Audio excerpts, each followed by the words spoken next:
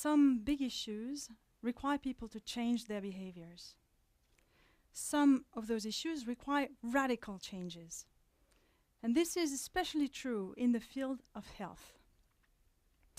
Imagine you live in a place where you're constantly at risk of catching a potentially serious disease just through the bite of a mosquito. Imagine your children, your parents, your friends, your colleagues are equally at risk. Then you're one of the 2.5 billion people living in Asia or Latin America or even in the southern part of the US. 50 years ago, the problem, dengue, was non-existent, and now it's everywhere around you. 500,000 people are hospitalized with severe dengue every year, and some of them will recover, but thousands will die every year. That's dengue. Now, a vaccine is under preparation and yet to be launched, but currently, the only way you can try to limit the risk is by avoiding the mosquito bite.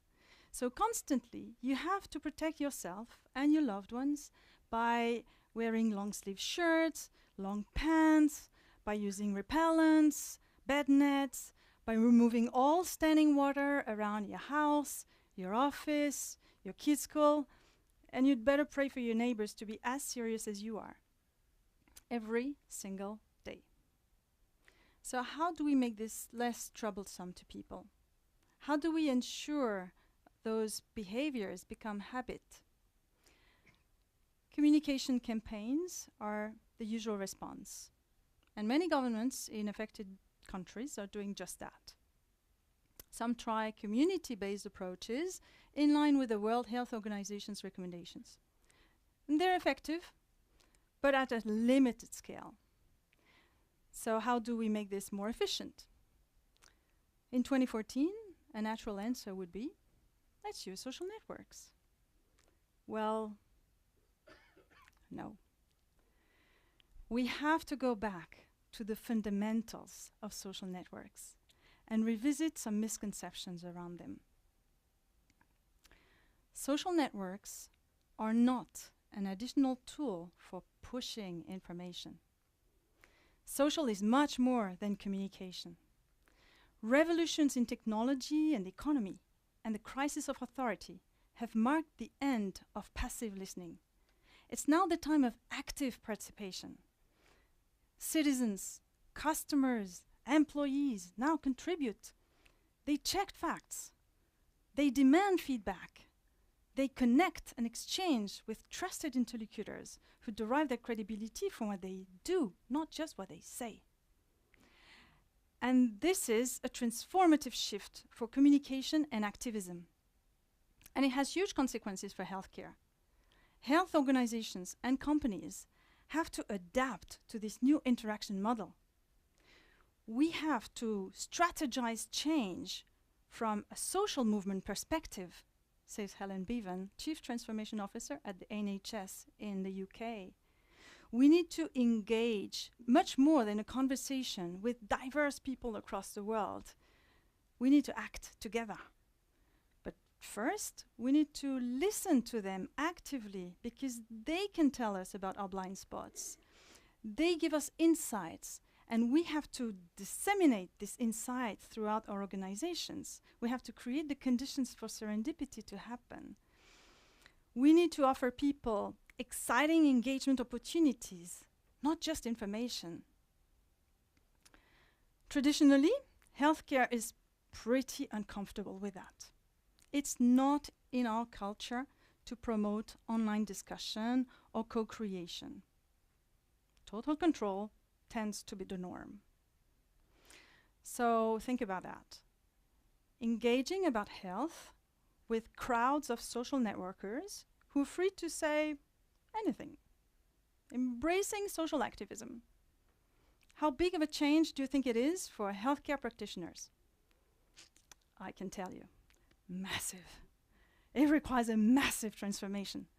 And not just an organizational shift, but a mindset and a culture shift. You know, those big words. But it's possible in practice. We've done that for dengue. It all started with listening to what all those people were saying online. We wanted to find out who was talking about dengue and who were they talking with. So we turned to Twitter because there seemed to be a significant conversation going on there. Over 3 months, we collected all tweets containing the word dengue in many languages. This gave us 250,000 tweets.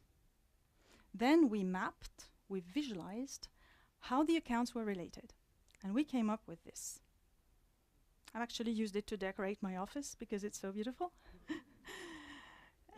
But it's also a very, very interesting map. It showed us, first, that no institutional activist was present in the dengue conversation. Those that we see on other diseases were not here. There were, you could see a few clusters of conversations, sporadic conversations, colored, blue, green, red, related to outbreaks that were then occurring in some countries, but nothing permanent. But the most interesting thing was the big black hole in the center, this. Just like a real black hole, this was a region of social space from which nothing was escaping. This big black hole was made of thousands and thousands and thousands of people talking about dengue. And who were they talking to? No one. They were not connected. They were talking to no one but themselves. You have in front of you the big black hole of dengue monologues. An untapped pool of ideas and engagement. And it was the same everywhere, not just on Twitter. Lots of interest, but a striking absence of collaboration. And we figured out that by simply harnessing this enthusiasm, by connecting those voices, those brains, we could contribute to better fighting the disease. It took us 7 months to build extraordinary momentum. In December 2012, we shared with the Bill and Melinda Gates Foundation a draft of what could be a worldwide community against dengue. They liked it, so we decided to go ahead and to look for partners to diversify our expertise pool. We are 7 supporting partners to date from both the private and the public sector. All content comes from an external independent editorial board and from the public media. And a non-profit organization is running the coalition of partners. And in June 2013, it launched the digital hub. Break Dengue was born. And Break Dengue is an open platform. It's a non-profit that connects all dengue fighters to help empower the initiatives and track their progress. And it's also a global social movement leveraging the power of social networks. In August 2013, the Facebook page was launched. In the first week alone, it attracted 10,000 followers. After 2 months, 50,000. After 3 months, 100,000. And now, just a year after he was born, 250,000 followers. Now, there had been before another initiative against the disease that had, in many respects, followed a very traditional communication model. Guess how many people followed their Facebook page? 318 in 3 years. It wasn't a bad initiative at all, but it was a wrong approach. Informative, institutional, and one way. So, what is it to be social and impact-focused? Let me share just 3 very real initiatives that came out of this movement. The International Federation of Red Cross and Red Crescent Societies is doing an amazing job against silent disasters that include dengue. And Break Dengue has become a natural ally in their awareness efforts, and a joint campaign was organized earlier this year. And the same support was brought to the World Health Organization's Just One Bite campaign. But I told you, social is not just about awareness. It's also about making things happen, bringing new solutions to life. The first Break Dengue Awards have been organized in India to reward the best project against dengue with a significant money prize. Very, very interesting projects were submitted from anywhere. It was really a tough job for the jury. And the winner was a project to geolocate dengue mosquitoes. And they have received a grant, but they're also supported through an incubation program. And in the future, people will be able to receive alerts on their mobile phones when dengue mosquitoes are identified close to where they are. Then there's Alejandra. Alejandra is from Colombia, and she's a student in sustainable development. And for 6 months, Aleja has traveled the world for Break Dengue as a travel blogger. My version of the best job in the world. And during her tour, Alejandra has interviewed people who fight dengue wherever they are.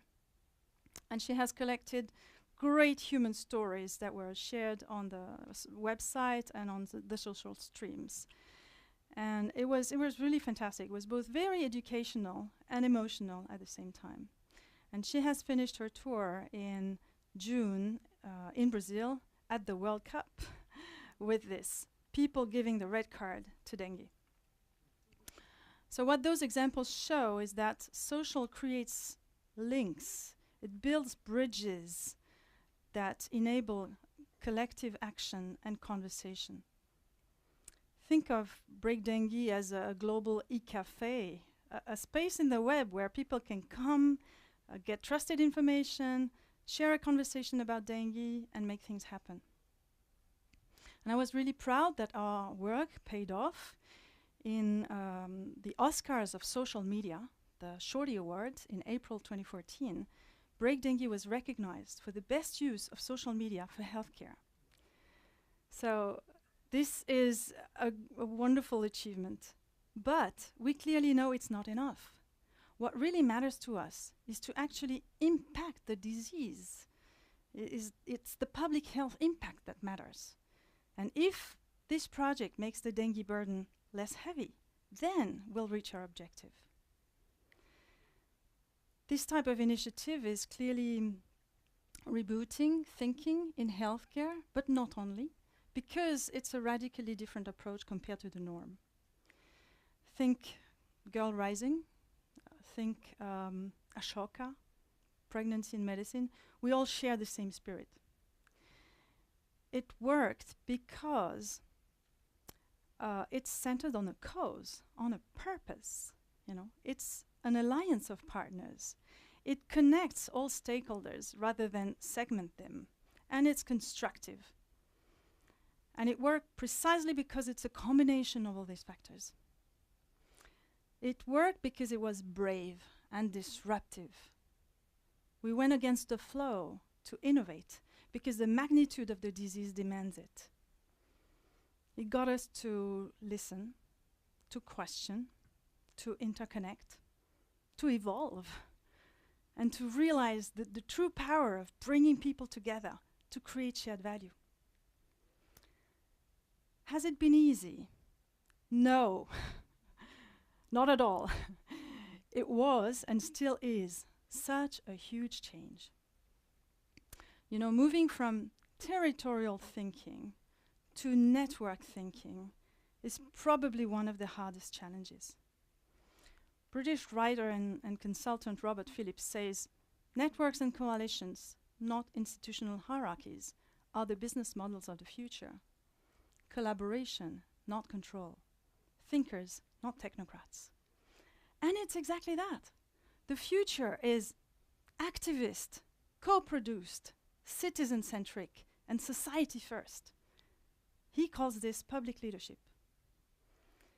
Well-established institutions need to embrace the change and walk hand in hand with initiatives like Break Dengue. We've often heard things like, hey, what's this digital community? We're the expert group on the topic. We've been here before and we know better. So we have to explain. Social initiatives are not competing for territory. They are building bridges between territories. Social networks are not our enemies. Let's not be afraid of them. They offer tremendous opportunities to institutions, scientists, companies, individuals to connect and shine and contribute to the common good. We have amazing capabilities and tools at hand. Let's use them to improve our lives, to do something for our communities. And why not make our lives more meaningful with something that benefits others as well? So do something, do anything, join one of the initiatives, follow them, contribute, share, talk to your organization, explore the possibilities, or even better, design something similar for a cause that's worth it, a cause that's very dear to your heart. You know, way beyond the mere recreational or informative scope of digital media. It's about leveraging the incredible power of social networks. That is a fantastic opportunity to create positive impact together. Let us not miss it. Thank you.